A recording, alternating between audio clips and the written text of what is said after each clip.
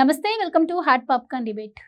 కూటమి ప్రభుత్వం అధికారంలోకి వచ్చిన దగ్గర నుంచి అమరావతి, పోలవరం రెండు కళ్ళుగా పనిచేస్తున్న విషయం మనందరికీ తెలిసిందే. ఇక గతంలో కూడా సోమవారం పోలవరం లాగా మలిచినటువంటి చంద్రబాబు ఈసారి అధికారంలోకి వచ్చాక కూడా పోలవరం ప్రాజెక్టును పూర్తి చేయడం కోసం ఒక డెడ్ లైన్ పెట్టుకొని మరీ వర్క్ చేపిస్తున్న పరిస్థితి అయితే మనం చూస్తున్నాం. అందులో భాగంగా మొన్న పోలవరం సందర్శనకు వచ్చిన నేపథ్యంలో అక్కడ నిర్వాసితులు ఎప్పటి నుంచో ఆసక్తిగా ఎదురు చూస్తున్నటువంటి అంశానికి ఈ రోజు తెరపడినట్టు తెలుస్తోంది. పోలవరం నిర్వాసితులు ఎవరైతే ఉన్నారో వాళ్ళకి R&R ప్యాకేజీ కింద దాదాపు 1000 కోట్ల వరకు ఈరోజు వాళ్ళ ఖాతాలో జమ అయినట్టు వార్తలు వస్తున్నాయి. ఒక్కొక్క కుటుంబానికి 10 లక్షల నుంచి 40 లక్షల వరకు జమ అయ్యాయి అంటున్నారు. మరి జగన్మోహన్ రెడ్డి హయాంలో కూడా మనం చూసాము, అధికారంలోకి రాగానే R&R ప్యాకేజ్ ఇప్పిస్తామని చెప్పి వాళ్ళని మోసం చేసిన పరిస్థితి.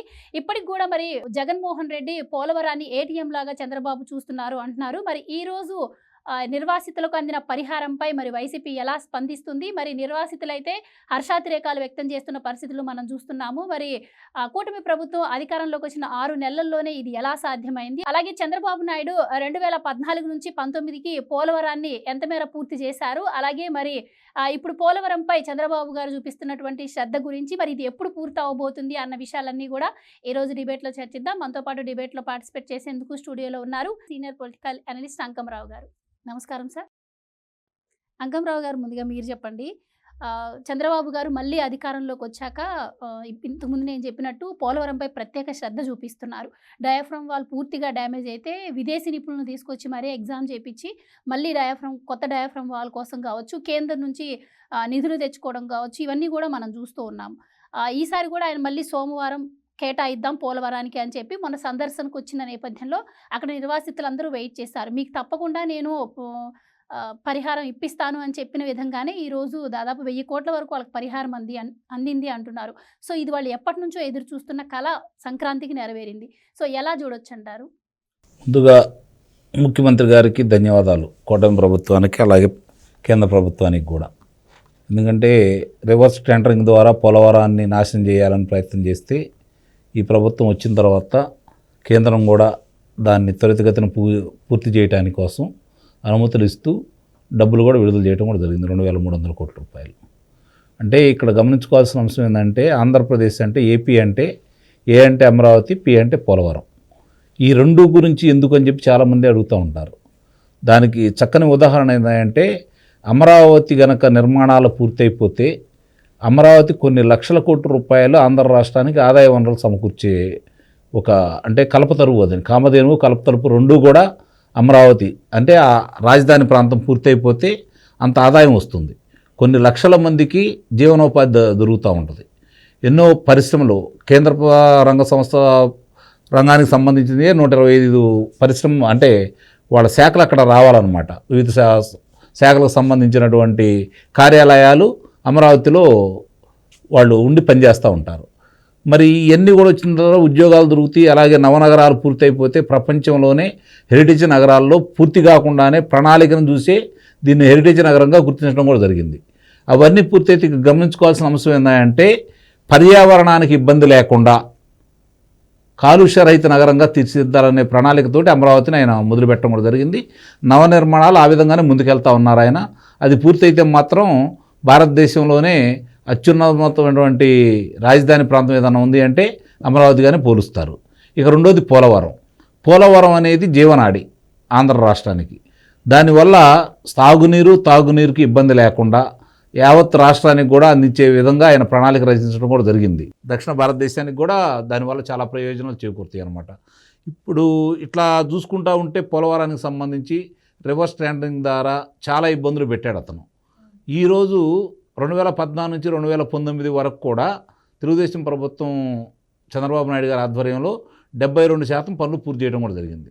ఈ 5 సంవత్సరాల్లో 5% పనులు కూడా పూర్తి జరగకపోగా ఎంతో నష్టం చేకూర్చాడు.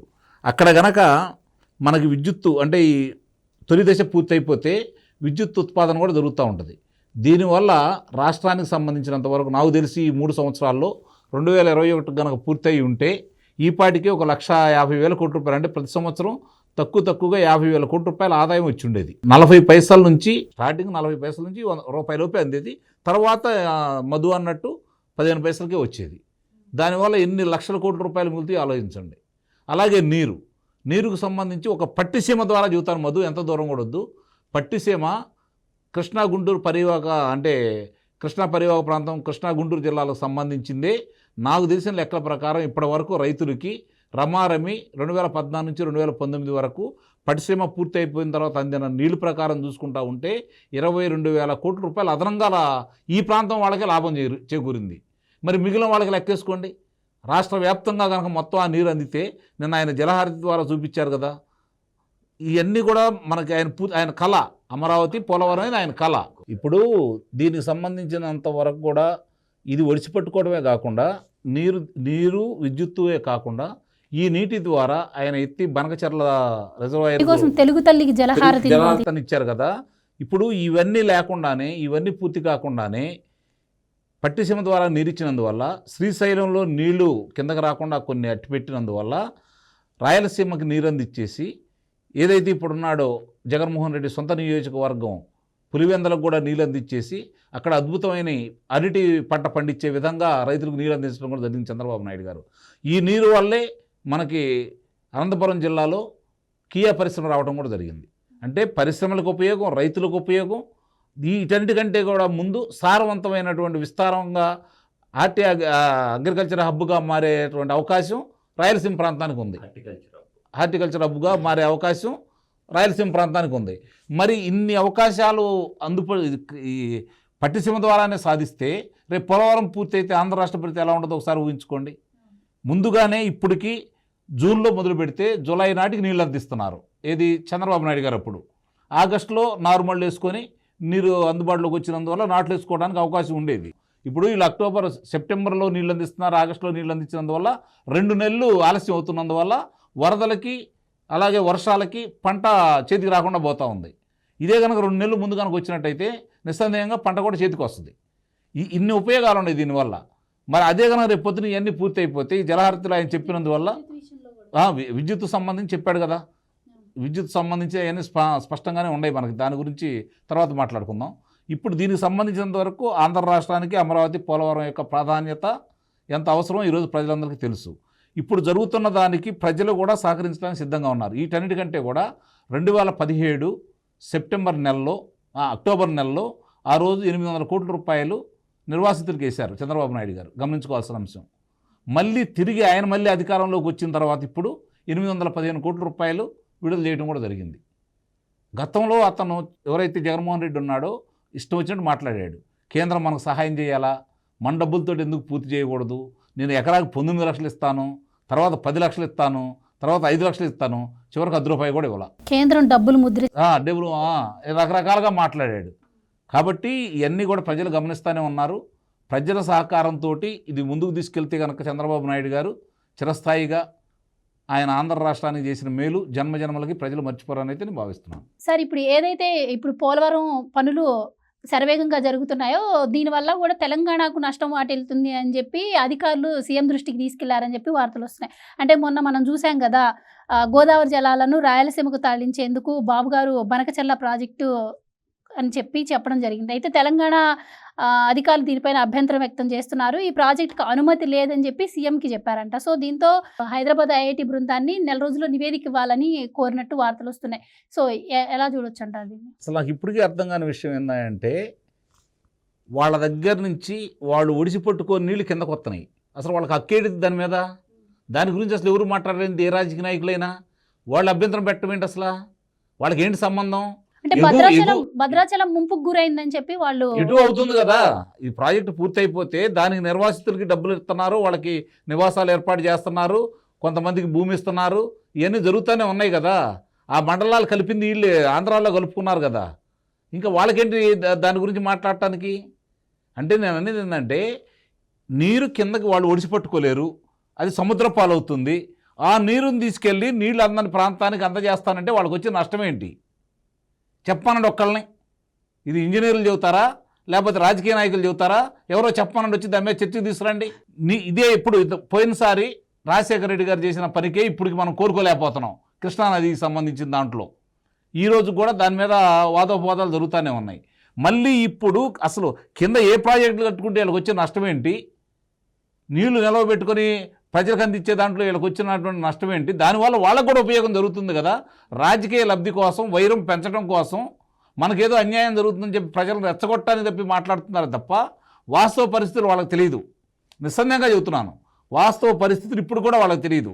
ఇప్పుడు ఇక్కడ ఇందాక మధు చెప్పినట్టు 1,88,000 మంది ఎవరైతే ఉన్నారో జనాలు, 55,000 కుటుంబాలు అయితే ఉన్నాయో, వీళ్ళకి నిరాశ్రులైన వాళ్ళకి ఉద్యోగ కల్పన ఒకటో, దాంతోపాటు వాళ్ళకి ఇళ్ళు నిర్మించాలి. భూములు కోల్పోయిన వాళ్ళు ఉన్నారు కదా, వాళ్ళకి నిజంగానే మధు అన్నట్టు అందరూ ఇవ్వకపోయినా ప్రభుత్వ భూములు కొన్ని ఉంటాయి, ప్రభుత్వ భూములు ఉంటాయి. ఇప్పుడు కొంత నీరు అందిన ప్రాంతాల్లో మెట్ట భూములు లాంటివి కొన్ని ఉంటాయి. అలాంటి సాటికి వెళ్తే వాళ్ళకి ఉపయోగమే లేదు కదా. వాళ్ళకి సరైన చోట వాళ్ళకి వీలైనంత వరకు అందరికీ న్యాయం చేయలేకపోయినా కూడా కొంతమందికి అయినా సరే న్యాయం చేసే విధంగా కనుక ముందుకు తీసుకెళ్ళగలిగితే నిజంగానే రైతులు కనుక ఇతను స్వాగతించి ప్రతి గ్రామంలో 10 మందికి కనుక ఆశ్రయం కలగజేస్తే పెద్ద విశేషమేం కాదు ఇది. కానీ అంత మనసు ఉంటుందని అయితే నేను అనుకోను. ఎవరి దగ్గరికి వచ్చేసరికి స్వార్థం జనంలోనే ఎక్కువగా ఉంది స్వార్థం ఇది.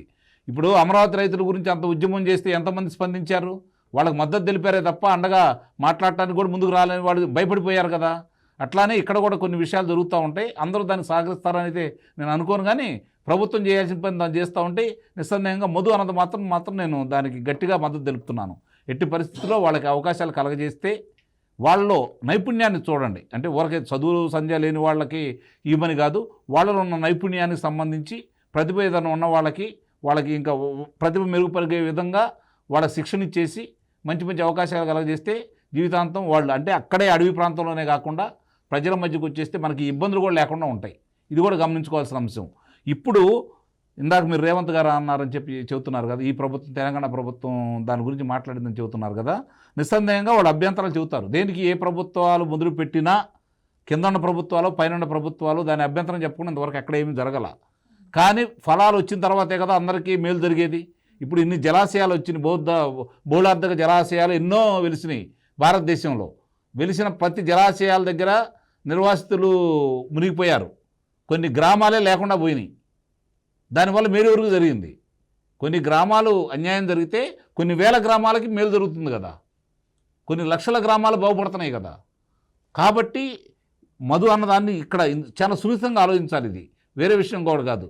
ఇన్ని లక్షల మంది బాగుపడేటప్పుడు, ఇన్ని కోట్ల మందికి ఉపయోగం జరిగేటప్పుడు కొన్ని లక్షల మందికి చేయూత ఇవ్వడంలో తప్పు లేదు కదా. ఇది నిస్సందేహంగా మానవతా దృక్పథం కూడా ఆలోచించాలి. కొన్ని ప్రభుత్వాల్లో కాకపోయినా కూడా మానవతా దృక్పథంతో కొంతమంది ముందుకు రావాలి. ఇప్పుడు చాలా చోట్ల చాలా సంస్థలు పనిచేస్తున్నాయి, నిరుపేదల కోసం పనిచేస్తున్నాయి, కులాల కోసం పనిచేస్తున్నాయి, మతాల కోసం కూడా పనిచేస్తున్నాయి కదా. అట్లాగే ఇలాంటి వాళ్ళ కోసం పనిచేస్తే తప్పేంటి? దీని గురించి కూడా ఆలోచించుకోవాలి. Right sir, thank you so much అండి.